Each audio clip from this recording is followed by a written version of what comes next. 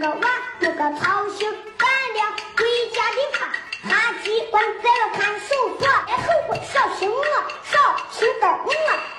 Imposed in 1979, China's one-child policy devastated generations of families over its 35 years in effect. To enforce the strict population control measures, countless children were abducted or killed, women were subjected to forced abortions and sterilizations, and millions of girls disappeared before the Communist Party finally ended the policy in 2015. In the documentary One Child Nation, out now in select theaters and later this year on Amazon, director Nanfu Wang revisits her experience growing up in rural China in the late 80s and 90s. The film is at once a deeply personal portrait of family life under the one-child regime and a searing exposé of its draconian horrors. One Child Nation won the Grand Jury Prize at this year's Sundance Film Festival and has earned rave reviews from critics. In it, Wang interviews both the victims and the officials responsible for enforcing the one-child policy, revealing the true devastation it wrought on all Chinese citizens, including her own family.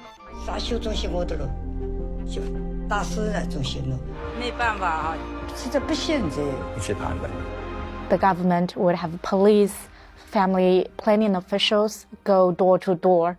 They monitor women's period. They register whenever a woman had one child already, and then a month after the birth, the woman would be taken into clinics for forced sterilization. And in some cases, women would hide to try to carry another baby. And if they were discovered, no matter how far along this pregnancy was, they would be forced to have an abortion. And so even in the case where a woman had a child and planned on not having a second child, they would still force her to be sterilized? Yes. So in my family, I was born and I was the first child. And after I was born, the government wanted to sterilize my mom. And my grandpa, he fought against the government. And eventually, my family was allowed to have a second child. My mom was about to go into labor. And my grandma put a basket in front of her bedroom and said, if this baby is a girl, we would put her in the basket and abandon her right away. And luckily, my mom gave birth to a boy. So instead, that night, the family lit up firecrackers and celebrated it. You interview the midwife who actually delivered you, and she estimates that she's conducted somewhere between 50 and 60,000 forced abortions and sterilizations. So what is the overall scale? Like, how many people did this affect during its 35-year reign? The government didn't estimate when it tried to brag about its success. It said that the government successfully prevented 400 million babies from being born. Since before I could even speak, I was surrounded by messages praising the policy. Propaganda touting the policy's success is woven into every aspect of Chinese citizens' everyday lives, from cartoons and movies to slogans printed on cups and matchboxes. Wang seeks to counter this messaging and expose its true impact on Chinese society. The country's population is aging, and it faces a shortage of young workers, forcing even the Communist Party to relent 4 years ago and enact a two-child policy.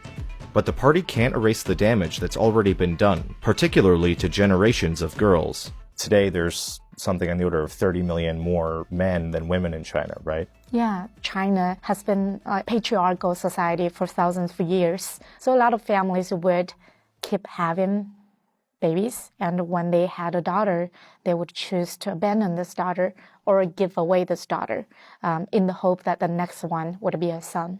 It would be common to just see abandoned children on the roadside and in markets and public places, right? Yeah, my own uncle, when he had a daughter, his mom threatened to commit suicide if he was going to keep this baby.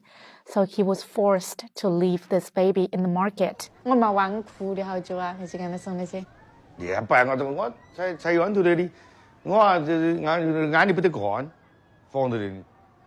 And he was hoping that someone else would see this baby and adopt her. But at the time, no one wanted a girl. So she eventually died because of sun exposure, because of hunger, because of being outside for days. My aunt, she didn't want to see her daughter die that way. And she believed that the best way was to actually give her daughter to a human trafficker, and hoping that this human trafficker would find a home for her daughter and would allow her to survive. Until this day, she doesn't know where her daughter is and whether she's alive or not. Wang's aunt was far from alone in being forced to give up her baby girl in order to save her. Human traffickers would sell these children to orphanages that would arrange international adoptions worth tens of thousands of dollars. And less than a decade ago, a major scandal rocked the international media. The government itself had been turning a profit by abducting children to sell into the black market. Local governments would allow a woman to carry the baby to full term and give birth. And then they would go into the family and take the baby away from the family by saying that they violated the one-child policy. Then the government would put this baby into the orphanage for adoption. And so a lot of the adopted community outside of China believe that they have adopted an orphan, but in fact, these children are not orphans. They were not abandoned by their birth families. And in some cases, like human traffickers, you would call them matchmakers, right? Because they would actually rescue a lot of these abandoned children. So what is your takeaway from that? Like, were these people really evil, or was it a necessary evil? Or were they doing good? Or what's your view on that? Eventually, I met a very well-known human trafficker because he and his family had been sending babies to orphanages in a large area for years. And when the scandal about international adoption broke, he and his family all was sentenced from 10 years to 20 years for human trafficking. And these are people who in the news are reported as criminals. But when I met them, it became clear that they were hired by the state-owned orphanage and by the government. And they got paid through the government for bringing baby into the orphanage for adoption. And when the scandal happened, they became the scapegoat. Now, a lot of these children who were adopted into families that thought that they were orphans are being able to find their biological families through DNA testing, and a lot of them don't want to even know who their families are because they consider them to have abandoned them, right?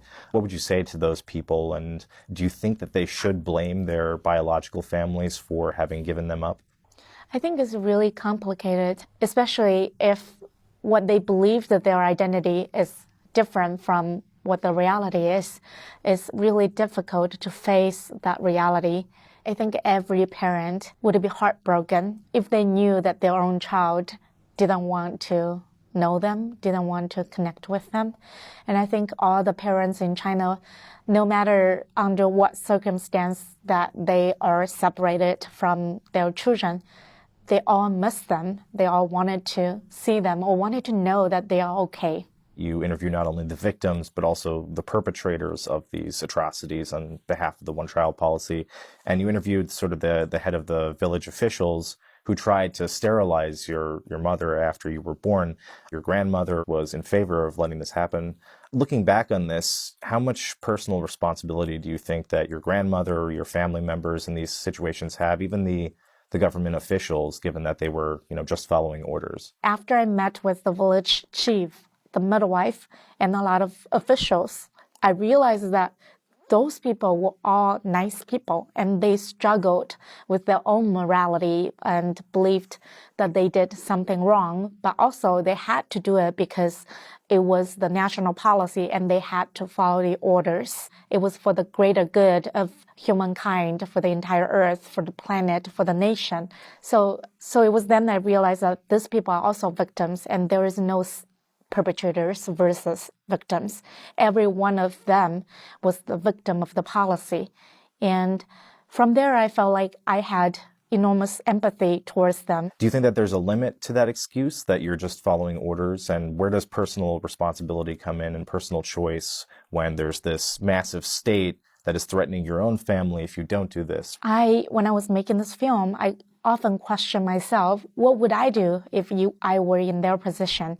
And I don't have the 100% of confidence saying I wouldn't do the same thing.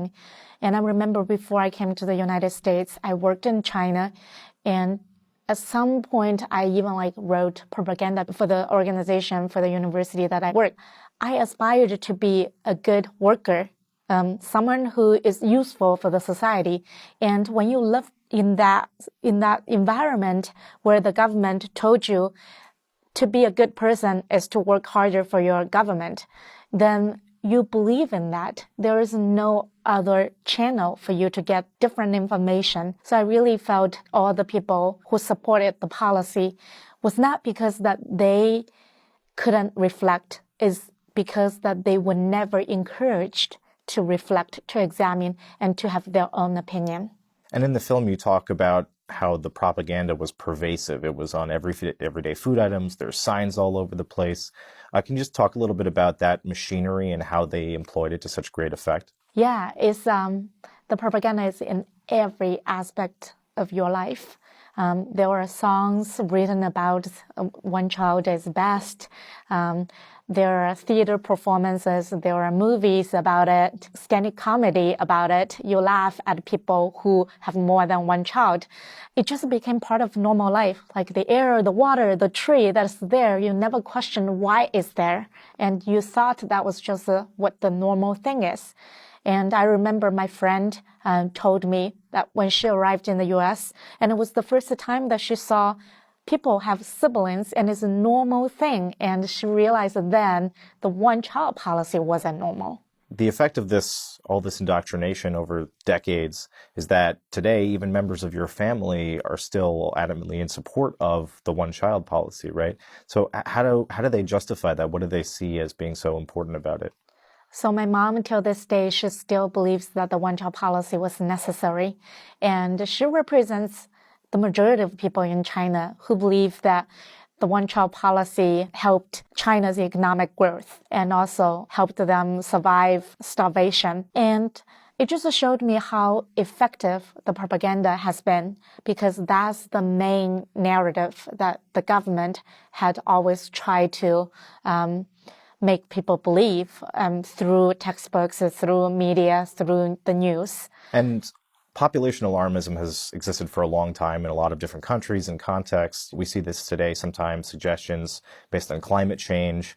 Do you think that there's ever a risk great enough that this type of centralized population control would be necessary or could happen in the future? A lot of the governments internationally, they are even talking about, we should follow China's example and start our own one-child policy.